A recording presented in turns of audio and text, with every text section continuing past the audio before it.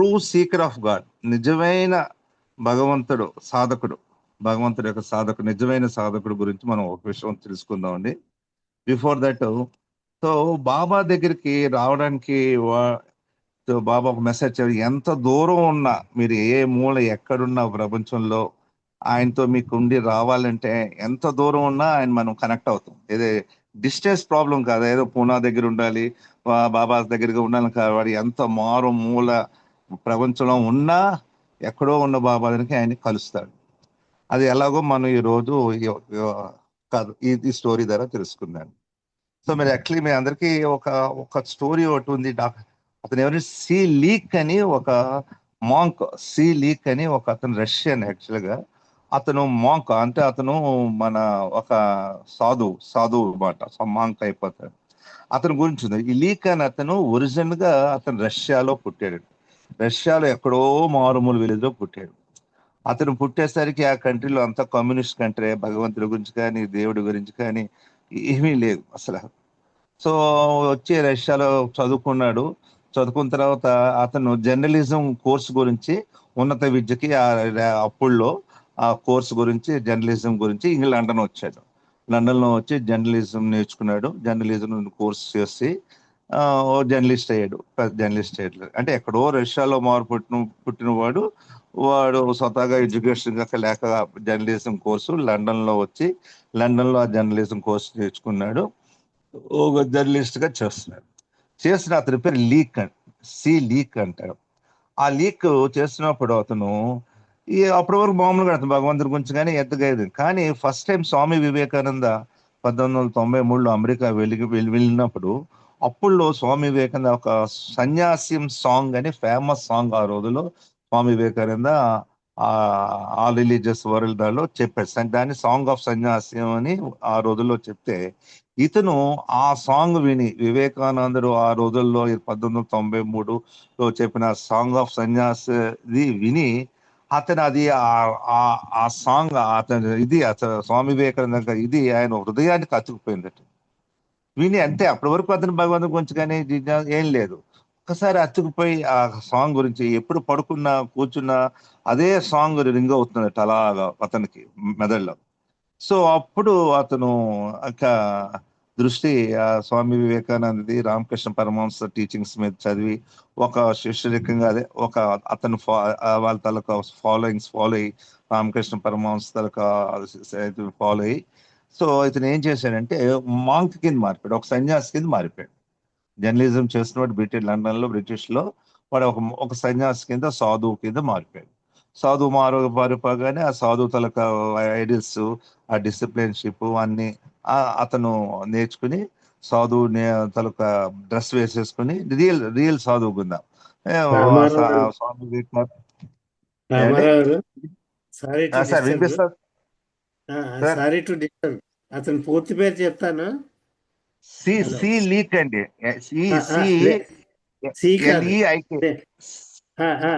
చెప్తానండి.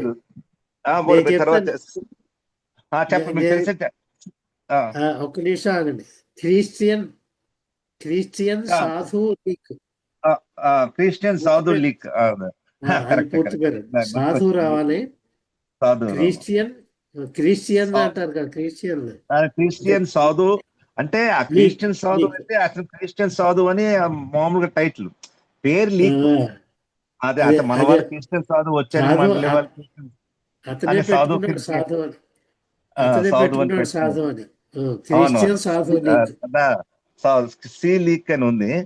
సో అతను వచ్చి చేస్తే సరిగ్గా ఎప్పుడైతే సాధువు కింద అయింది, స్వామి వివేకానంద తలక రామకృష్ణ పరమహంస ఈ టీచింగ్స్ బోధన వలన అతను సాధువు కింద కన్వర్ట్ భారతదేశంకి వస్తారు. అంతే కదా, భారతదేశంలో అన్ని పుణ్యక్షేత్రాలు మంచి స్పిరిచువల్ గా సాధువులు సన్యాసులకి మన పుట్టినలు సాధువు అని అటు లండన్ వదిలేసి ఒక సాధువు కింద, ఒక రియల్ క్రిస్టియన్, అతనే క్రిస్టియన్ సాధువు కింద అతను వచ్చి భారతదేశంలో హిమాలయస్, ఋషికేశ్, హరిద్వార్ ఎంతో తిరుగుతాడు, భగవంతుడి గురించి అన్వేషిస్తూ సాధువు కింద ప్రయాణం చేస్తుంటాడు. ఎన్నో ఎన్నో ఎన్నో ఎన్నో తిరిగాడు హిమాలయస్ లో.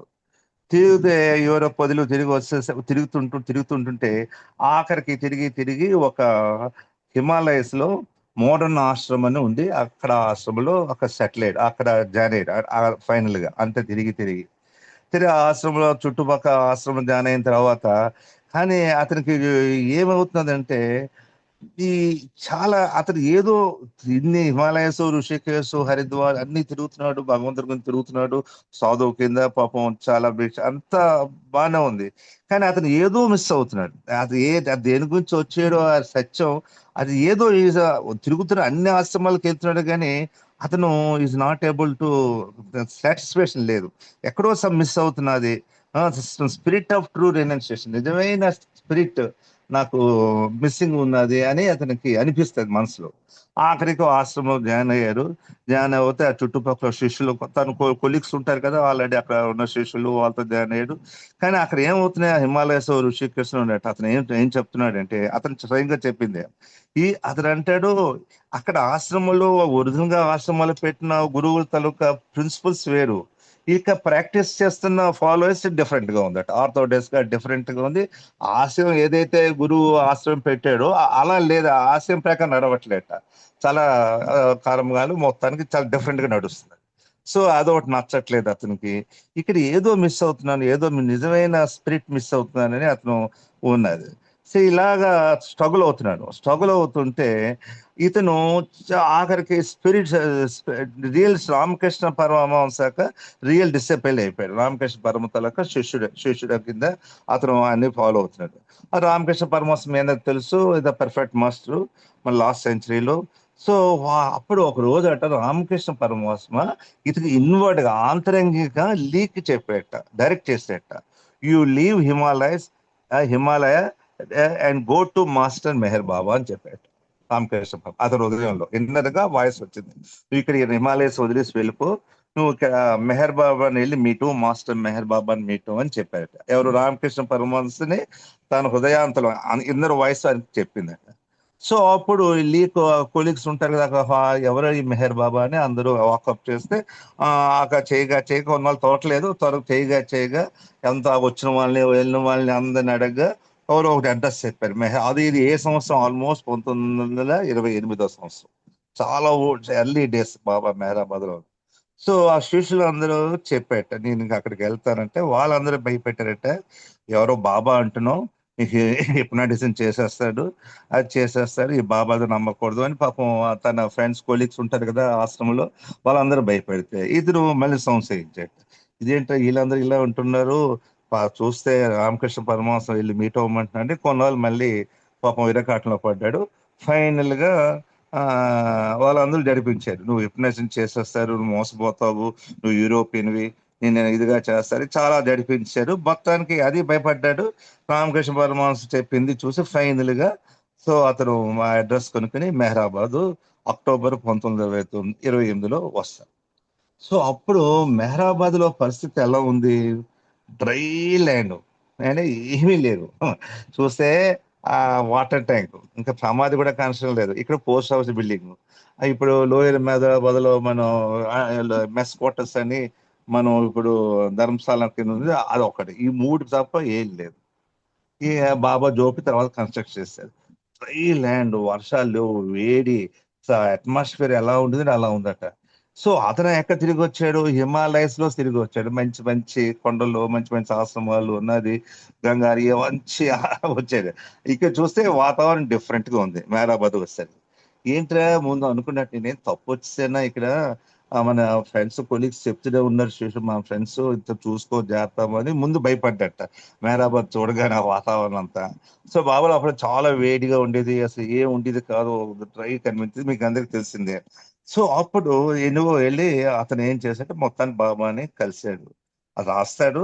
అక్కడ కలిసిన తర్వాత రాస్తాడు అతను, leak master is personification of the highest spirituality and love. ఎలా ఉన్నాడా బాబా మాస్టర్? హైయెస్ట్ ఉన్నతమైన ఆధ్యాత్మికతని మూర్తిభవిస్తున్నాడు, ప్లస్ ప్రేమ కూడా. హైయెస్ట్ అత్యున్నతమైన ఆధ్యాత్మికత, ప్రేమ రెండు కలిపి ఆయన మూర్తిభవిస్తున్నాడు ఆయన చూసేసరికి అని చెప్తున్నాడు. The atmosphere of Mehrabad reflects the, అక్కడ ఆశ్రమంలో అంటే మెహరాబాద్ లో 28లో అక్కడ ఉన్న ఎలా ఉందట అట్మాస్ఫియర్, వెరీ డీప్ పీస్, చాలా లోతైన పీస్ ఇది. And radiance of my beloved master, ఆయన యొక్క రేడియన్స్, ఆయన వెలుగు ఎలా ఉందంటే అలా ఉంది. ఎంతో ఒక అసలైన శాంతి, ఎంత మామూలు శాంతి కాదు, చాలా అన్నాను. అండ్ రేడియన్స్ ఆఫ్ మాస్టర్, ఆయన చూస్తే తగ్గ మర్చిపోతున్నారు. బాబా ఎఫెక్షన్లీ కాల్డ్ బై డివోటీస్ బాబా, ఉన్న శిష్యులందరూ బాబా బాబా, తండ్రి బాబా అని పిలుస్తున్నారు. ఇంకే గురువు ఏం లేదు. ఇక చూసి సాధువులు కానీ, మఠాలు కానీ, ఆ డ్రెస్సులు కానీ ఏవి సింపుల్ గా ఉండేది. ఆ తడకలతో బాబా స్కూల్ పిల్లలు ఆశ్రమం ఇలాగా కలుగుతుండేవారు అంతే తప్ప. చూస్తే చూస్తే ముందు భయపడ్డాడు అక్కడ అట్మాస్ఫియర్ చూస్తే వీళ్ళందరూ అప్పుడు బాబాను చూసి ఇంత ఉందా అని అనుకున్నాడు. ఎస్, ఇది ఏదైతే నేను ఎత్తుక్కుంటున్నానో అది ఇక్కడే ఉంది అని అతను స్థిరపడిపోయాడు అక్కడ. సో బాబా చూశాడు అండ్ నథింగ్ అబౌట్ అది. అప్పుడు ఇక్కడ చూసే అకల్ట్ పవర్స్ కానీ, అక్కడంతా హిమాలయస్, అక్కడంతా ఋషికేశ్లో సాధులు ఏవో దాడి చేసి అకల్ట్ పవర్స్ విన్యాసాలు చేసి బోలేదు మహత్సా చూపించారు, రకరకాలుగా ఉంటాయి కదా. అలా ఏమీ లేదు. ఇక్కడ ఓన్లీ లవ్, ప్రేమ ఒక్కటే కనిపిస్తున్నది. Which all my life I have craved, here experience more and more as day by pass. నేను ఏదైతే నా జీవితంలో పోగొట్టుకుని ఏ ప్రేమ గురించి నేను క్రేవింగ్ అయ్యానో, దాని గురించి నేను ఎంత తహతాలాడానో, అది నాకు రోజు రోజుకి ఇవాళ ఉన్నది మళ్ళీ రేపు ఎక్కువ అవుతుంది. ఆ ప్రేమ మళ్ళీ రోజు అలాగే పెరిగిపోతున్నది నాకు ఆ ప్రేమ. ఇదే నేను జీవితంలో కోరుకుంది అని చెప్పారు. అప్పుడు బాబా అంటే అప్పుడు ఇంకా బాబా చూస్తే ఈ పెండు ఫాదరి అప్పుడు మళ్ళీ డిసైపుల్స్ వాళ్ళు చాలా ఎంత బాబా కూడా ఆ రోజుల్లో 25 నుంచి 28 వరకు ఎంతో హార్డ్ వర్క్ చేసేవారు. ఆ స్కూల్స్ కన్స్ట్రక్షన్ ఏమిటి, ఆ ఫేమస్ పిల్లలు భోజనాలు అవి హెవీ హార్డ్ వర్క్ ఎండలో. చూస్తే ఇది చూసేట వీళ్ళందరూ ఉదయం పూట పప్పు అన్నం తింటున్నారు అంతే. ఉదయం టీ తాగుతారు, మధ్యాహ్నం పప్పు అన్నం, రాత్రి 2 చపాతి, ఇంతే ఫుడ్. అక్కడ చూస్తే ఆశ్రమాలు ఫ్రూట్స్ అవన్నీ అదో రకం చూసి వచ్చేది. చాలా తక్కువ ఫుడ్, సింపుల్ ఫుడ్ తింటున్నారు. ఇంత పని ఎలా చేస్తున్నారు? 16 గంటలు 18 గంటలు హాస్పిటల్ పెట్టారు. హాస్పిటల్ పేషెంట్ని, స్కూల్ పిల్లల్ని, ఇవి అవి టీచర్ కింద అన్ని రకాల కన్స్ట్రక్షన్, ఇంకేదేం లేదు. వీళ్ళందరూ ఆ తొలి శిష్యులు అందరూ మెయిన్ ఫాదరి పెండు మనకి బాగా దర్శిస్తారు. అలా చేస్తే ఆశ్చర్యపోయి బాబాని అడిగాడు లీక్, బాబా వీళ్ళు తింటుంది చిన్న చపాతీలు పప్పు ఇంత ఏమీ లేదు, వీళ్ళు ఇన్ని సంవత్సరం కష్టపడి పనిచేస్తున్నారు, వీళ్ళకి ఎనర్జీ ఎలా వస్తుందని అడిగాడు. బాబా అన్నారు ఐఎమ్ గివింగ్ అన్నారు. ఆ లీక్తో నేనే ఇస్తాను వాళ్ళందరికీ అన్నారు. సో అలా అయిన తర్వాత ఏమిటంటే అటు బాబా అతనికి ఏం చెప్పారు, కొన్నాళ్ళు మళ్ళీ బాబా ఇన్స్ట్రక్షన్ ప్రకారంగా లీక్ని కొన్ని పుణ్యక్షేత్రాలు దర్శించి వచ్చాడు. అప్పుడు బాబా చెప్పారు అన్నారు, చూడండి Baba one day Baba said he would help me by awakening in my heart the realization of his divine presence, and later is happened.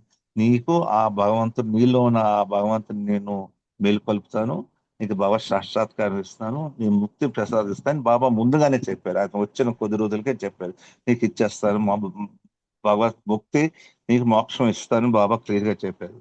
I became more of self ఎప్పుడైతే అలా చెప్పిందో రోజుకి నాకు ఆ భగవంతుడు నాలో అలాగా స్టార్ట్ అవుతున్నాడు పెంచడు. సో అది చూశాను. దాన్ని ఆఖరికి అంటాడు, ఒక విషయం చెప్తాడు లీకు, నిజానికి ఒక ట్రూత్ ఉందట ఆధ్యాత్మికలో, స్పిరిచువల్ గా ఒక ఆధ్యాత్మిక ట్రూత్ ఉంది. ఏంటంటే ఒక లీక్ చెప్తాడు అది. Truly it is said it takes saint to recognize a saint, Christ to recognize. ఒక సెయింట్, నిజమైన సెయింట్ ని మీరు గుర్తించాలంటే నువ్వు సెయింటే ఉండాలంట. నిజమైన క్రైస్ట్ అంటే ఒక భగవంతుని నువ్వు గుర్తించాలన్నా నువ్వు భగవంతుడే ఉండాలి, లేకపోతే ఆయన గుర్తించలేమంట. మనం ఎలా భగవంతుని బాబాను గుర్తిస్తున్నాం? ఒక అవతార పురుషుని గుర్తించాలి, నువ్వు అవతార పురుషు అయిపోవాలంట. ఆ రోజుల్లో ఒక స్పిరిచువల్ ఆధ్యాత్మికంగా ఒక నానుడు ఉంది, ఒక ఇది ఉంది, ఇది ఏంటంటే ట్రూత్. నువ్వు ఒక సెయింట్ ని గుర్తింటే నువ్వు సెయింటే ఉండాలట. నువ్వు అవతారు అంటే క్రైస్ట్ అంటే అవతారు, భగవంతుడు గుర్తించి నువ్వు భగవంతుడు అయిపోయి ఉండాలట, అప్పటికై నువ్వు గుర్తించు. అలాంటిది అది అంటాడు, only those fortunate ones you have this grace given to them by the master can know his true greatness, realize who's really is. అంటాడు క్రైస్తు నువ్వు భగవంతుడు మనందరూ బాబాను గుర్తిస్తామంటే అదే మన అదృష్టం. ఆయన గ్రేస్, ఆయన కృప ఉంటేనే ఆయన మీద భగవంతుని గుర్తిస్తావాడు. యాక్చువల్గా రూల్ ప్రకారం అయితే భగవంతుడు గుర్తి నువ్వు భగవంతుడు అవ్వాలి. కానీ మనం ఆయన భగవంతుని గుర్తించి భగవంతుని ఆయన సేవ చేసి ఆయన ఉన్నామంటే ఆయన కృప. అది అదృష్టవంతులు. ఓన్లీ దోస్ హూ ఫార్చునేట్ అంటున్నాడు. ఎవరైతే అదృష్టవంతులు ఉండి ఆయన కృప ఎవరైతే ఉందో వాళ్ళ మాస్టర్ని ఆయన గ్రేట్నెస్ ని ఆయన రిలీజ్ అవుతారు చెప్తారు. సో ఇక్కడ మీరు ఇది ఈ లీక్ సంగతి చూసినట్టయితే ఎక్కడో మారుమూల రష్యాలో పుట్టిన విలేజ్ లో పుట్టిన ఎక్కడో చాలా విలేజ్ లో పుట్టి చదువు రీత్యా లండన్ వచ్చి జర్నలిస్ట్ చేసుకుని సన్యాసి వివేకానంద విన్న ఆ సాంగ్ విని అతను రియల్ మాంక్ అయి భారతదేశానికి వచ్చి హిమాలయస్ దిగి రామకృష్ణ పరమహంస ఇన్నర్ గా గైడ్ చేసి మెహరాబాద్కి వస్తే అతనికి Baba next 29 1 year within వచ్చిన 29 లోనే ఆయనకి బాబా మోక్షం ఇచ్చారు Baba. So real true secret of నిజమే. అంటే ఏంటి భగవంతుడికి దగ్గరికి దూరం లేదు. ఎక్కడున్నా నువ్వు ఎక్కడున్నా ఏ మారుమూలను ఉన్నా ఎక్కడున్నా నేను లాక్ వచ్చేస్తా తీసుకు ఆయన దగ్గరికి వస్తాం. అది ఆయన తలకు గొప్పతనం. సో ఆయన ఈయన చెప్పేది ఏంటంటే నిజమైన భగవంతుడు మీరు చూడాలన్నా మనం చూడలేం, గుర్తించలేం. అది కూడా ఆయన కృప, ఆయన గ్రేసు, ఆయన మనకు అదృష్టం పూర్వజన్మలో చేసిన మనం చేసుకున్న అదృష్టం ఏంటో వలన మళ్ళీ ఆయన గుర్తించడం జరుగుతుంది. ఇది సిక్. ఈ సీక్ ఇంకో దీని అనుబంధంగా ఇంకోటి ఉంది. సీక్ బాబాలో చేరిపోయాడు. అతను బాబాలోకి అయిపోయింది. అసలు మెహరాబాద్ లో బాడీ డ్రాప్ చేశారు. డ్రాప్ చేసిన కొన్నాళ్ళకి మామూలే కదా ఒక ట్రంక్ పెట్టి ఉంటుంది మనకి. ఆ ట్రంక్ పెట్టి తీయండి అన్నారు ఒక రోజు. కొన్ని రోజులు పోయిన తర్వాత ఆ సీక్ వాడిన బట్టలు ఉన్నాయి. ఆ బట్టలు అంటే ఈ సన్యాసి వాడిన బట్టలే కదా ఉంటాయి కదా, లాల్చి ఇలాంటివి మొత్తం సింపుల్ లైఫ్. ఆ ట్రంక్ లో తీస్తే ఆ బట్టలు ఉన్నాయి. బాబా అక్కడ ఉన్న అందరికీను పిలిచి విష్ణుకి నెక్స్ట్ కాకా సాహెబ్ ఇలాగ అక్కడ ఉన్నారు కదా అప్పుడు ఉన్న మండలి సభ్యులందరికీ ఇతని డ్రెస్ ఒక్కొక్కరు వాళ్ళు వేసుకోమన్నారు. అతను వాడిన బట్టలు ఉన్నాయి ట్రంక్ పెట్లో, ఈ బట్టలన్నీ వేసుకోమన్నారు. సో చాలా పైన వేసుకోవాలి. బాబా చెప్పారు కదా దూచుకుని అలా వేసుకొని అందరు కష్టపడి వేసుకుంటున్నారు. కానీ కాకా సాహెబ్ తెలుసు కదా, వాడు తొలి మండలి సభ్యుడు, స్కూల్లో హెడ్ టీచరు, స్కూల్ పిల్లలందరికీ చెప్తాడు చాలా. ఈ కాకా సాహెబ్ మాత్రం వేసుకోవట్లేదు. నేను వేసుకోను అన్నాడు బాబా. అదే నువ్వు ఎందుకు వేసుకో, అందరూ వేసుకుంటున్నారు కదా, నువ్వు ఆయన బట్టలు వేసుకోమంటే లేదు నేను వేసుకోను. అదే ఎందుకు నేను చెప్తున్నాను బాబా, నేను చెప్తాను నువ్వు వేసుకొని నేను వేసుకోను. అలాగట్టండి ఆ కాకా సాహెబ్ రిఫ్యూజ్ చేసి మార్నింగ్ 9 o'clock 10 o'clock పడిన గొడవ, అదే ఆ ఇష్యూ సాయంత్రం 3 అయినా బాబా అదే విషయం మీద. యాక్చువల్గా బాబాతో ఎలా ఉంటుందంటే అండి, ఎప్పుడు మనం ఆయన తర్వాత లైఫ్ హిస్టరీలో ఎవరైనా 3 సార్లు అడుగుతారు. ఆయన 3 times ఆలోచించుకుంటారు ఏ విషయం అయినా. బాబా దగ్గర ఉండాలన్నా సరెండర్ అవ్వాలన్నా ఏవన్నా 3 times ఆన్సిస్తారు. 3 times తర్వాత ఇంకా ఆయన క్లోజ్ చేద్దాం, టైం వేస్ట్ చేయరు బాబా, అంతా అయిపోయింది, వెళ్ళిపో ఉంటాడు ఎవరైనా. అలాంటిది నువ్వు వేసుకోవాలంటాడు బాబా, నేను వేసుకోను అంటాడు కాకా. నువ్వు కంపల్సరీ వేసుకోవాలంటే నేను వేసుకోను. అందరూ వేసుకుంటారు పాప. సరిపోబట్టే ఎలాగోలా వేసుకో చెప్తాను మీరు వేసుకోమన్నారు. అప్పుడు కాకా సాహెబ్ నేను వేసుకోకపోతే పాపకి ఆయనకి కోపం వచ్చి దూరంగా పరిపోయాడు. అంటే అప్పర్ మెహరాబాద్ ఉన్నవాడు ఇక్కడ ఉంటుంది కదా, పోస్ట్ ఆఫీస్ దగ్గర ఏరియా ఉన్నవాడు లోయర్ మెహరాబాద్ దూరంగా వెళ్ళి ఎక్కడో దాంకున్నాడు. ఇప్పుడు బాబా విష్ణు మాస్టర్ని పంపించి ఎక్కడ మళ్ళీ పట్టుకుని మళ్ళీ తీసుకొచ్చారు. మధ్యాహ్నం 2:30 3 మళ్ళీ లాక్కొచ్చారు బాబా. అదే విషయం మీద ఉన్నారు. నువ్వు ఎందుకు వేసుకోవు అని. నేను వేసిన ఆఖరి అన్న నువ్వు ఎందుకు వేసుకోవని అంటే అప్పుడు చెప్పాడు. "నువ్వు ఎందుకు వేసుకోవట్లేదని" అడిగారు బాబా. అంటే అప్పుడు అన్నాడు, చిన్నప్పుడు మా అమ్మ నా 5వ ఏట ఉన్నప్పుడు మా అమ్మ చెప్పింది, ఇంకోళ్ళు బట్టలు వేసుకోకురా అని వాళ్ళ అమ్మ చెప్పిందట. కాకా సాహెబ్ మదర్ చెప్పిందట. ఎప్పుడు ఇతను చిన్నప్పుడు 5 ఏళ్ళు ఉన్నప్పుడు నువ్వు ఎవరు బట్టలు వేసుకోకూడదు పైవాదని. అది అతను కాకా సాహెబులో బాగా నాటుకుపోయింది. బాబా అంటారు, మీ అమ్మ నీకు 5 ఏళ్ళప్పుడు చెప్పింది, నీకు అలాగా అంటుకుపోయి నేను భగవంతుడే ఉండి ఉదయం 10 నుంచి మధ్యాహ్నం 3 వరకు ఇదే విషయం మీద ఉన్నాను, వేసుకోవాలి రిఫ్యూజ్ చేస్తూ అంటే నువ్వు అనవాలి. వాళ్ళ యొక్క మైండ్ వాళ్ళు అంటుకుపోయి వాళ్ళు ఆ కర్మకాండలు అలాగ వాళ్ళకి ఏదో అట్టుకుపోయి వాళ్ళందరినీ నేను ఎలా మార్చేది ఎంటైర్ హ్యుమానిటీ. నువ్వు నా దగ్గర ఉన్నవాడినే నువ్వు డ్రెస్ చేయించుకోలేకపోయినా కష్టం అవుతున్నది నాకు. ఎప్పుడో మీకు అమ్మ 5 ఏళ్ళప్పుడు వేపుకోలు బట్టలు వేసుకోవద్దురా అని చెప్పింది. అలాంటిది క్రియేషన్ లోని మానవాళు వాళ్ళకి అందరూ ఒక బుడమైన మూఢనమ్మకాలు అంతలో మునిగిపోయి ఉన్నారు. ఎంటైర్ ఎలా చేసేది అని బాబా చెప్పి చేశారు. అదే ఆఖరి కాదు, ఇంకొక 5-10 minutes లో ఇక్కడతో ఈ లీక్ తొలగేది. అంటే ఏంటి దీని ఏమవుతుందంటే, నిజమైన సాధకుడు ఎక్కడున్నా, ఎక్కడ పుట్టినా అలా అతను చాలా చక్కగా లీక్ విషయంలో చాలా బాబా దగ్గరికి వచ్చాడు. రామకృష్ణ పరమ గైడ్ చేశాడు అని బాబాలో చేరాడు. సో బాబాకి డిస్టెన్స్ దూరం ఎక్కడా కాదు, వీళ్ళు ఆ తపన ఉంటే ఎవరైనా ఎలా వాడు ఏ రిలీజ్ అయినా, ఏ మతం అయినా, ఏ కంట్రీ వాడైనా, ఎక్కడున్నా ఆయన భగవంతుడు చేస్తారు. తర్వాత ఇంకో విషయం ఏంటంటే, ఇప్పుడు ప్రస్తుతం పరిస్థితులు ఇప్పుడు బాబా వీడు ఇప్పుడు అంత వార్ అది అవుతున్నది కదండి, చాలా ఘోరంగాను. సో ఏం జరుగుతున్నది అంటే, సో బాబా మనకి ఒక్క 5-10 minutes లో అయిపోతుంది. ఒక 5 minutes ఎక్స్ట్రా అవుతుందండి, జస్ట్ క్లోజ్ చేస్తాం.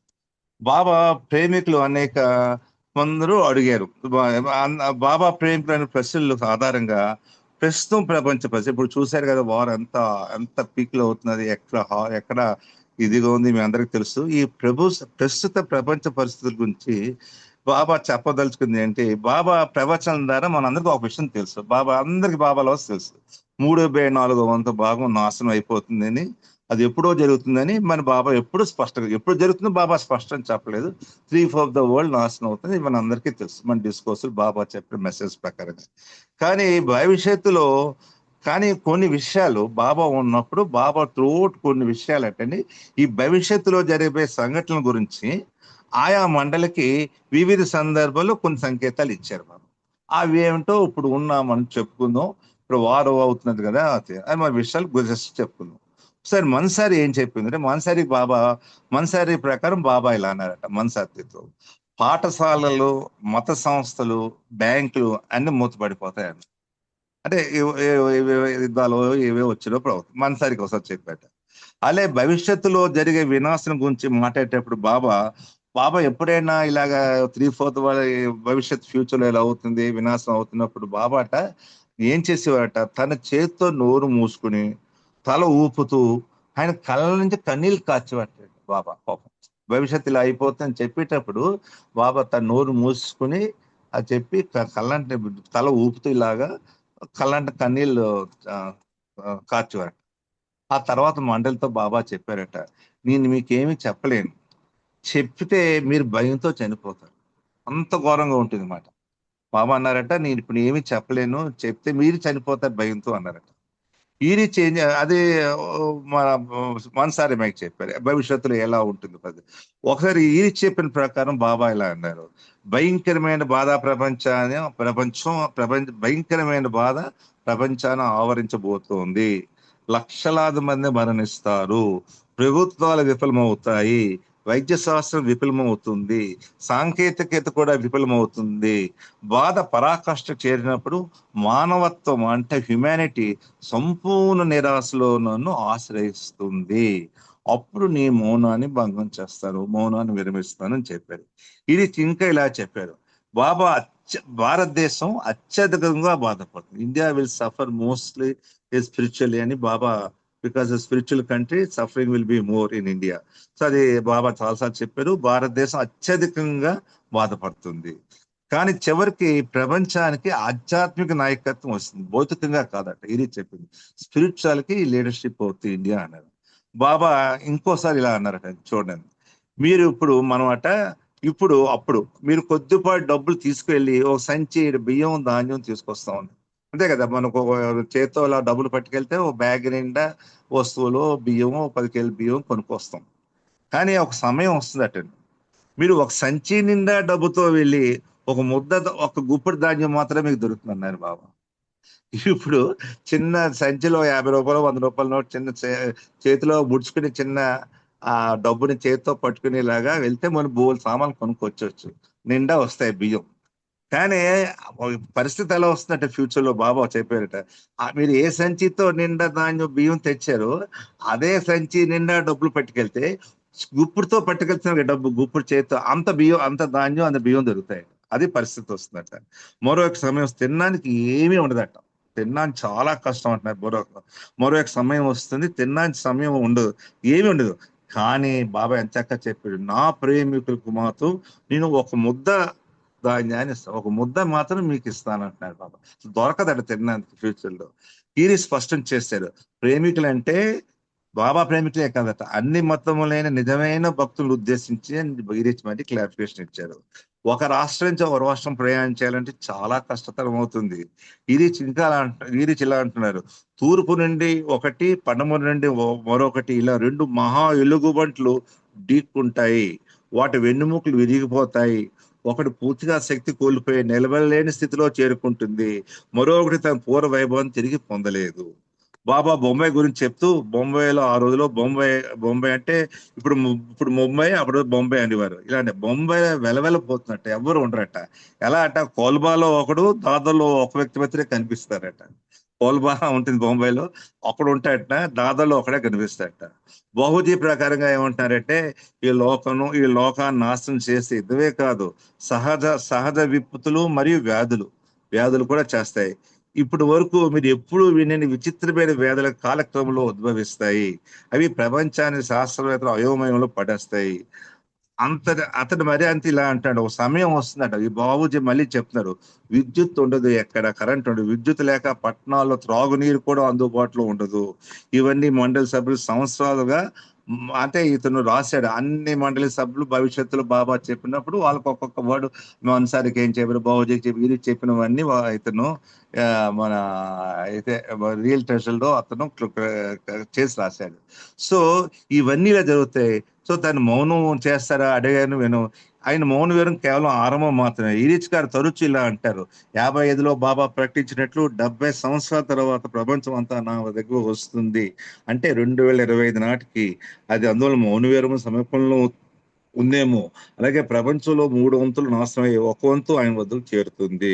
ఇంకా బాబా చెప్పారట, నా అవతారణ ప్రకటీకరణ ఇరాన్ దేశం నుండి ప్రారంభమై ప్రపంచమంతా వ్యాపిస్తుంది. ఆయన ప్రకటీకరించినప్పుడు యుద్ధాలు ఇవన్నీ వస్తాయి కదా. సో బాబా చెప్పారట, నా అవతారణ ఇరాన్ దేశం నుండే ప్రారంభమై ప్రపంచమంతా వ్యాపిస్తుంది. ఈరిచ్ మరియు పరిషత్ ఇద్దరు చెప్తున్నారు. ఈరిచ్ పరిషత్ చెప్పారట, ఏమని, బాబా తలగది నాశనంతోనే ప్రారంభం అవుతుందట. ఆయన అవతార ప్రక్రియ డిస్ట్రాయ్తో ప్రారంభం అవుతుంది. ఇవన్నీ వేలాది బదులు ప్రాణాలు కోల్పోతారు అని ఇవన్నీ కోరిక చేశారు. సో ఇప్పుడున్న పరిస్థితుల్లో మనం చేయవలసిందల్లా ఒకటే, బాబాని మనం ఎటువంటి పరిస్థితుల్లో కొంగు వేడకూడదు. ఎన్ని కష్టాలు వచ్చినా ఏం వచ్చినా మనం మెంటల్ గా ప్రిపేర్ అయ్యి మన ఏ పరిస్థితిలో నెక్స్ట్ ఏమవుతుందో ఏ పరిస్థితులకైనా మనము తప్పదు. ఇది ఆయన డివైన్ ప్లాన్ లో ఉండేది, దాన్ని ఎవరు చేయలేరు. సో మనం ఒకటే చేయగలం, అది ఆయన్ని కొంగును పట్టుకోవాలి. అందుకని మెహరామాయి అంటుంది ఎప్పుడును, బాబా మెహరాబ్ లాస్ట్ గా చెప్తుంది, మెహరామాయి చెప్తుంది, Baba seem to try to snatch his drum from your hands. నీ చేతులు విడిపించి పారిపోదామని చూసుకో, but sure not will let go. అలా ఆయన వెళ్ళిపోనీక నీ చేతుల్లోంచి షూర్ హోల్డ్ ఆన్ టైట్లీ, గట్టిగా పట్టుకో. Be true his love for you, అతని ప్రేమకి నువ్వు అతను సత్యంగా ఉండు. సో ఆయన విడిపోదని ట్రై చేస్తుంటట మన గురించి. మనం చాలా గట్టిగా పట్టుకోవాలి. సో పరిస్థితులు రోజు మారిపోతున్నాయి, ఏమీ మన చేతులు లేదు. మనం చేయవలసిన ఒకటే, ఆయన నామస్మరణ కంటిన్యూ చేయడం, ఆయన కొంగును పెట్టుకోవడం, ఆయన నుండే జాస్తి తప్ప ఇంకో మార్గం మన మానవాళికి ఎవరిని రక్షించలేదు. అవతార్ మెహర్ బాబా కీచే. జై బాబా అండి, జై బాబా. జై బాబా అండి రామారావు గారు, జై బాబా. చక్కని విషయాలు తెలియజేశారు. నిజమైన సాధకుడు ఎలా ఉండాలి అని లీక్ జీవితంలో జరిగిన సంఘటన ద్వారా మాకు తెలియజేశారు. మీకు ధన్యవాదాలు. జై మెహర్ బాబా.